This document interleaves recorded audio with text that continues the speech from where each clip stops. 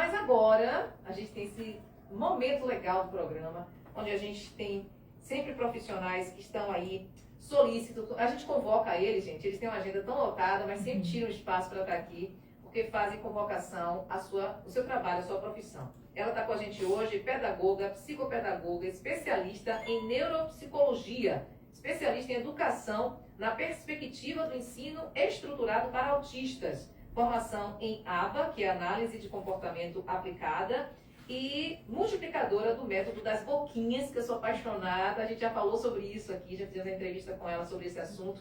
É a Liliane Regis, que é a Liliane Reis, que todo mundo conhece, não tem jeito. Está aqui para falar com a gente sobre um assunto que está em pauta esse mês, mais do que nunca. Ficamos eu e Raquel aqui, viu, Li? Ai, gente, como é que eu chamo minha prima? Fique à vontade, fique à vontade. Lili, vou te chamar assim, meu amor. A gente estava conversando sobre o tema, né? É um assunto muito vasto. Apesar de um diagnóstico, uma estatística crescente do diagnóstico, ainda tem muito por se conhecer. Então ficou difícil da gente pensar num tema de uma vertente para falar. Mas eu já queria começar te falando sobre uma inquietação que é minha, é de Raquel, que é mãe atípica, né? E tantas outras mães que eu já tive a oportunidade de conversar, para falar sobre essa reação, né, desse momento de receber a notícia do diagnóstico, do prognóstico, de como será esse acompanhamento, será que dou conta, como é que vai ser. Então, assim, dentro dessa perspectiva, a gente podia tratar esse assunto hoje, né, o pessoal que está acompanhando em casa, que foi surgindo aqui nas nossas dúvidas para falar. Então, boa tarde, Liliane, fique à vontade. O programa está aqui, ó, todo mundo já esperando você para falar. Boa tarde, Simone. Boa tarde, Dorivaldo. Boa tarde, Raquel. Boa tarde a todos. Boa tarde a todos os ouvintes aqui da rádio. E é um grande prazer estar aqui para falar sobre um assunto que para mim é tão importante. São mais de 20 anos me dedicando ao autismo e mãe atípica também, né? Então, na verdade, toda a minha formação desde o início sempre foi voltada para as pessoas com deficiência, mas bem mais especificamente para o autismo. Então, para a gente é uma grande alegria estar aqui nesse mês de abril conversando sobre o tema. Simone pode me chamar de Li, a gente brincou da criança junto, a gente é prima, não tem como, não tem formalidade. Já colocavam a gente, né? Quem era quem? Quem era quem? Parece bastante. Até hoje acho que ainda trocam. A gente brincou pequena, tudo crescendo juntos, então não tem como a gente buscar formalidade agora, não é? E eu agradeço enormemente esse convite de vocês. E também como mãe atípica, a gente também vai falar desse momento, porque o autismo, assim, muitas vezes alguns transtornos, algumas deficiências, algumas dificuldades, pode ser diagnosticado desde a gestação. E não é o caso do transtorno do espectro do autismo, o TEA.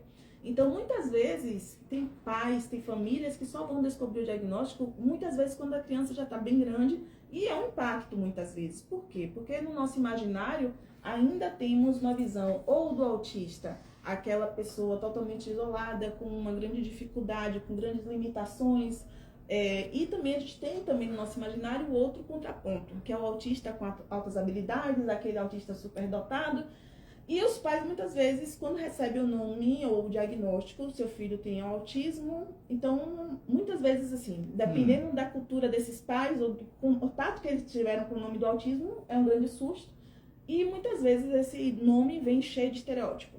Só que o diagnóstico, dizer o seu filho é autista, pra gente não está dizendo nada especificamente sobre como vai ser o futuro ou desenvolvimento daquela criança. É uma criança, sim, que ele vai ter um desenvolvimento neurodivergente, ou seja, fora dos chamados padrões neurotípicos, porém cada um vai seguir um caminho dentro do espectro.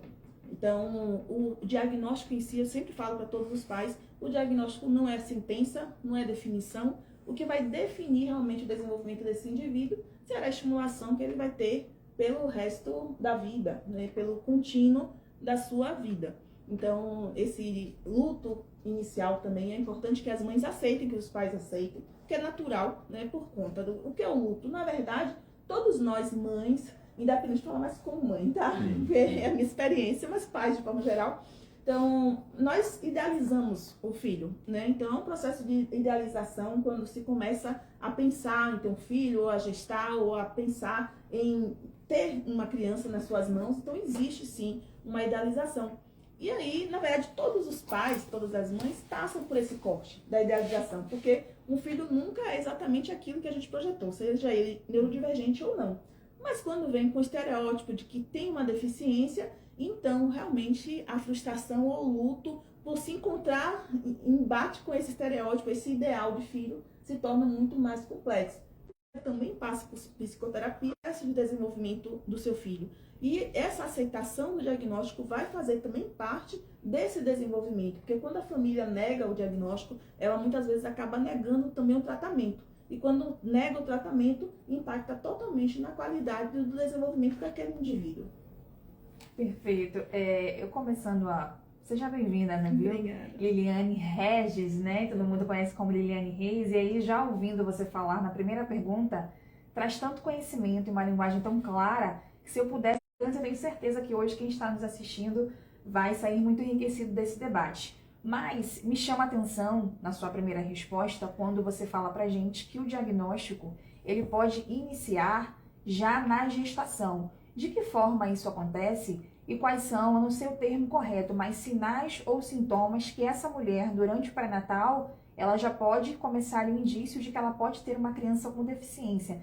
Você fala com deficiência ou especificamente o autismo já pode ser detectado na gestação? Não, o autismo não pode ser detectado na gestação. O que eu falei foi em relação a outras deficiências. Por exemplo, a trissomia 21, dentro de um ultrassom, você acaba descobrindo que você já sabe ao ter o filho que ele nasceu com a trissomia 21, que durante a gestação já foi diagnosticado. No caso do autismo, não. O autismo não se é diagnosticado durante a gestação. Na verdade, o susto, né, da família, porque essa criança vai nascer assim naturalmente, não existe essa cara de autista, a gente sempre vem tratando isso para desmistificar. Não existe nenhum marcador fisiológico externo que mostre que essa criança é autista. E nem interno, não existe exames para diagnosticar o autismo. Então, a família geralmente recebe uma criança que com toda a aparência de neuro, que na verdade não é uma...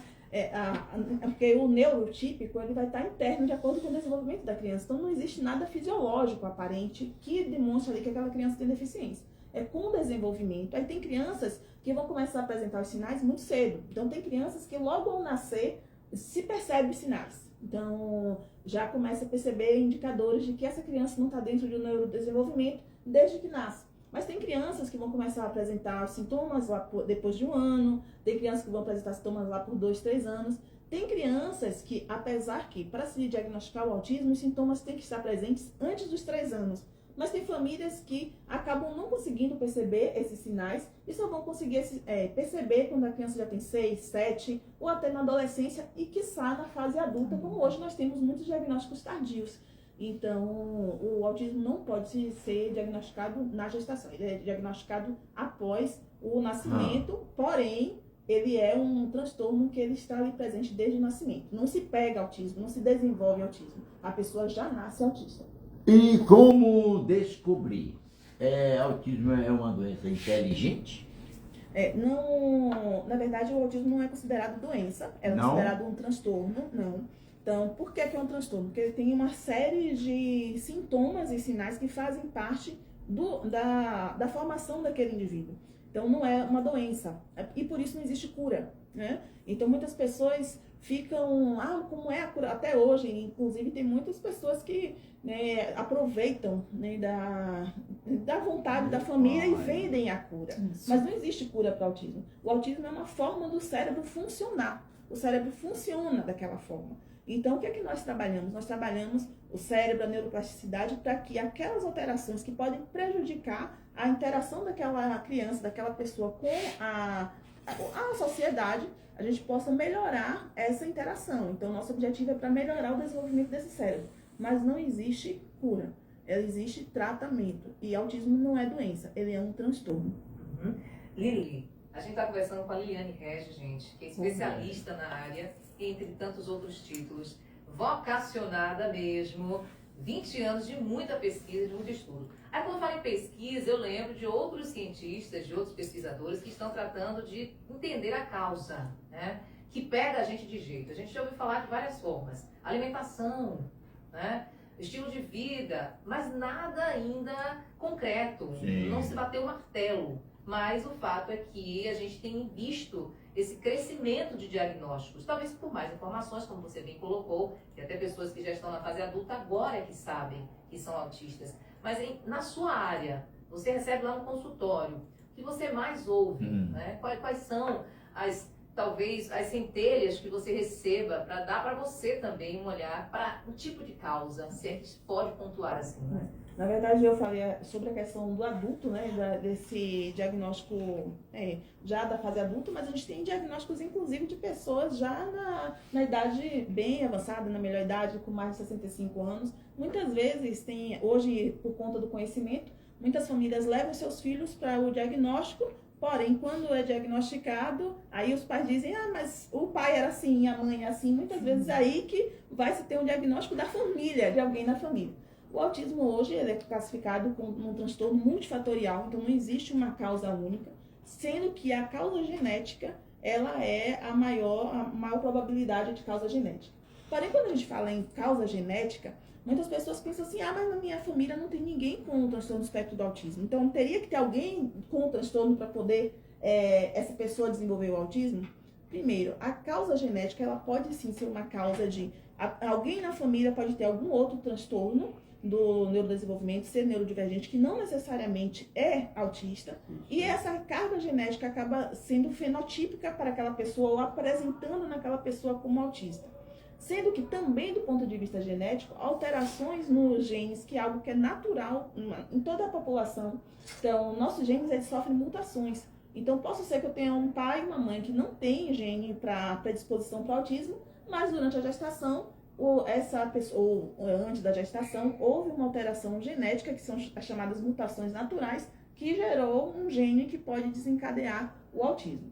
Mas, além dessas questões genéticas, existem também as questões ambientais.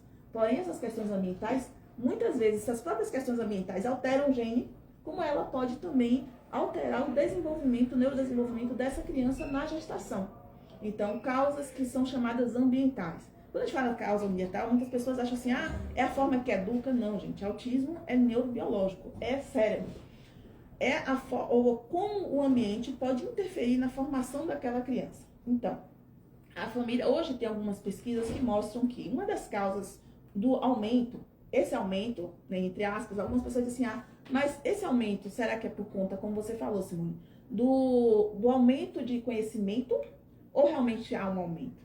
Hoje a gente percebe que sim, há um aumento, sim. Há um aumento por causa do conhecimento, sim. Tem muitas pessoas que têm autismo, principalmente autismo nível 1 de suporte, que passariam desapercebidas e não teriam diagnóstico há algum tempo atrás. Então, quando a gente tem um monte, né, uma escalada de crianças nível 1 de suporte, provavelmente essas crianças não seriam diagnosticadas há um tempo atrás. Então, a gente tem realmente a questão do conhecimento, mas além disso, a gente tem outros fatores, como, por exemplo, o aumento, por incrível que pareça, né, assim, nossa longevidade, o aumento da nossa longevidade, o aumento do tempo para gestar, da condição de gestação, inclusive a condição maior para que uma criança recém-nascida que tem algum transtorno possa viver, não, por exemplo, hoje em dia a gente percebe que existe um aumento de casos de autismo entre prematuros. Ou seja, crianças prematuras, quando nasciam antigamente, muitas delas não sobreviviam. Sim. Então, hoje, a medicina tem condição de permanecer a vida dessa criança. E muitas vezes, crianças que nascem com baixo peso, com baixo... o tamanho dela abaixo do esperado, pode ser uma predisposição para algum transtorno do neurodesenvolvimento, como autismo. Outras questões também, o uso de drogas, uso de determinadas, sejam drogas lícitas ou ilícitas, drogas lícitas, medicações que são usadas durante a gestação. Tem pesquisas que mostram que mães que tenham tendência ou tenham um quadro de depressão e ansiedade e que fizeram uso de medicação para ansiedade e depressão durante a gestação pode desencadear autismo. A questão da idade está muito relacionada com a idade também do homem, né? A idade do homem ao gestar, ao ter fecundado aquela criança. O uso de drogas, eu já falei, radiação, uso de poluentes, todas são questões ambientais que interferem nos genes. E ao interferir nos genes, a gente tem aí um aumento dos casos de TEA.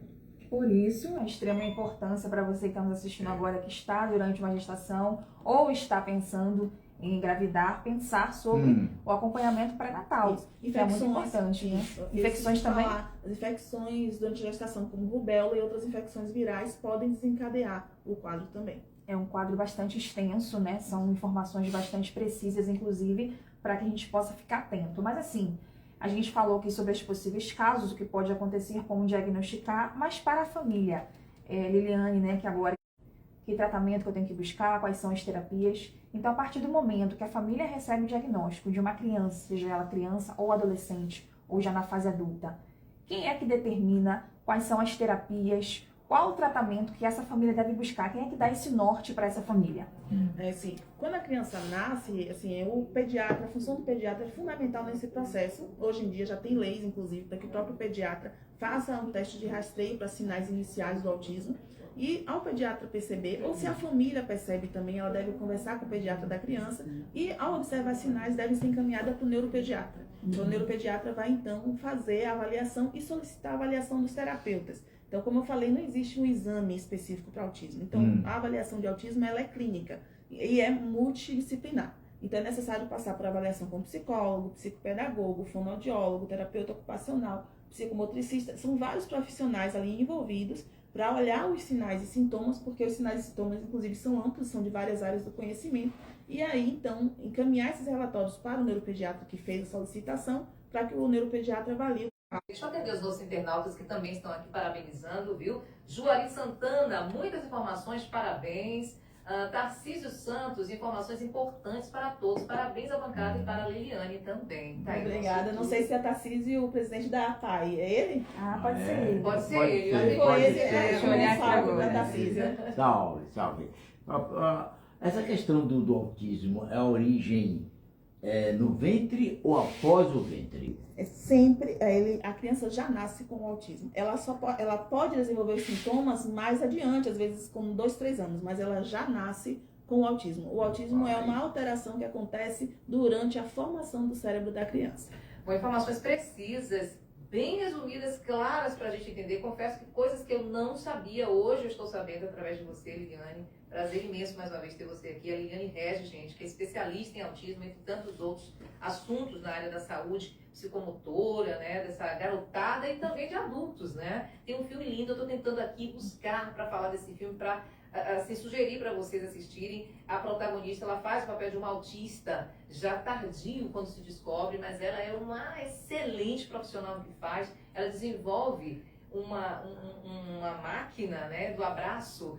Ela desenvolve para os gados, né, para o gado lá. Ela descobre que isso leva para eles mais calma, a carne fica melhor e tal, mas que também traz um retorno benéfico para quem tem. Tempo Grundin. Ela é Isso! Tempo Grundin. Filme lindo, indico aí para vocês buscarem e assistirem, que de fato vai esclarecer bastante, dizer da potência que é ser um autista, né? A gente está falando das implicações, mas tem aquela potência de ser um autista. Eu gostaria de finalizar com essa sua fala, né? Você também vivencia isso com seus pacientes no seu dia a dia, para que a gente leve para essa galera aí mais força ainda, né? Principalmente para os pais. Como a Raquel disse, não romantizo. Eu achei forte essa frase da Raquel, levo comigo e compreendo completamente, enquanto mãe atípica, de dizer que ela não romantiza, mas que ela ama demais o Samuel. Beijo, Samuel, que está lá ouvindo a gente. Então, Liliane, fique à vontade para levar essa mensagem aí positiva. Isso, pessoal. Eu sempre falo que autismo não é sentença. Ela é um caminho para a gente descobrir como respeitar aquele indivíduo que está nas nossas mãos, como filho, como parente, como, né, nossos queridos, né, nossos amores. Respeitar as suas neurotipicidades, né, suas especificidades, e ao mesmo tempo buscar estimulá-los no máximo que a gente consegue dentro do potencial que o indivíduo tem. Quando o indivíduo nasce, a gente não tem, ou quando recebe o diagnóstico, a gente não imagina o potencial que pode estar ali camuflado e que com a estimulação correta e com a nossa confiança no potencial do indivíduo, também entendendo que o ser é único. Então, o nosso filho é único, independente de até o que ele vai conseguir em desenvolvimento de qualidade de vida, o mais importante é como esse amor ele vai ser intenso e vai conduzir todo esse processo. Então, o diagnóstico não é sentença, a gente não pode dizer ao receber um diagnóstico que a criança não vai ter uma vida autônoma, que ela não vai... Muitas vezes as pessoas quando recebem o diagnóstico dizem, meu filho não vai falar, não vai trabalhar. Não, não é assim. Então, a gente não tem como saber como vai ser a qualidade de vida, de autonomia desse indivíduo ao receber o diagnóstico. O que vai determinar isso é o processo de desenvolvimento e de estimulação, sempre fazendo o nosso melhor, buscando fazer o nosso melhor. Então, se há um diagnóstico de autismo, vamos buscar, vamos tratar, vamos estimular e vamos respeitar também as dificuldades e limitações que o quadro nos dá. Só para apresentar um relato pessoal na fala de Liliane, quando ela fala sobre não é uma sentença, quando eu descobri o diagnóstico de TEA em Samuel, eu fui procurar depois de um tempo atendimento psicológico e conversando com o psicólogo, Simone, eu tomei um susto quando ele falou assim para mim, mãe, seu filho está muito novo ainda. Sim. Por ele já ter recebido o diagnóstico também de epilepsia, ele falou para mim, as questões que seu filho tem, pode ser que não seja do autismo. Sim. E daqui a alguns anos pode descobrir que seu filho não seja autista. Então, assim, a importância de fazer certinho as terapias, de procurar o diagnóstico correto, para que justamente não vire uma sentença e você passe a vida inteira preocupada com uma coisa que de fato você precisa tratar outras, né? Então eu queria trazer esse relato porque tem muitos pais assistindo e que a gente fica meio perdido, é normal, né, acontecer isso, mas é importante sua fala quando diz que o autismo de fato não é sentença. Sim, e respeitar esse indivíduo dentro das suas especificidades, né? Então, cada ser humano é único, né? E esse ser humano, a gente às vezes busca colocar todo mundo até na caixinha do neurotípico, isso, né? Então, aqui, que eu saiba, todo mundo aqui é neurotípico, né? Mas cada um tem suas capacidades, dificuldades, limitações, cada um dentro das suas potencialidades e individualidades. Não é diferente com a pessoa autista. Então, cada autista é único e cada pessoa, independente de ser autista ou não, ela é única e vai ter o seu lugar no mundo desde que haja respeito a essa diversidade. Bacana o termo neurotípico, mais uma para o meu calendário aqui, para o meu dicionário, na verdade, para a gente tratar com mais cuidado, né? Que se fala um do outro, estamos falando da gente. Lili, encerrando esse momento, gostaria que você deixasse seus contatos também, né? Porque eu tenho certeza que muita gente ouviu aí, poxa, eu quero conversar com ela, quero lá e quanto antes melhor. Como é que a gente faz para te encontrar nas redes sociais, algum contato? Fique à vontade. A minha rede social, o Instagram Liliane Regis, Psicopedagogia. Então, meu site www.lilianeregis.com.br, ok? E, assim, eu tenho consultório aqui em Valência, são mais de 20 anos atendendo, né? E a gente está à disposição para poder as pessoas falarem conosco. E que eu puder também no Instagram, eu posto todos os dias conteúdo, eu abro caixinha de perguntas todos os dias, respondo todas as pessoas e estou à disposição. Nosso trabalho também é ajudar a divulgar, conscientizar e desmistificar o autismo na nossa cidade. Tô bem, Maravilha. gostei dessa colocação, porque as crianças, né, hoje estão ativas, a mãe deve ser autista, mas não é assim não, velho, não é assim não. A informação vai libertar todos nós, com certeza. Perfeito. Um abraço, Liliane Regis, a todos aqui, uma excelente noite, porque já chegamos aqui no nosso horário. Vamos voltar rapidinho, trazendo muito mais. Hoje ainda tem Fabrício Lemos.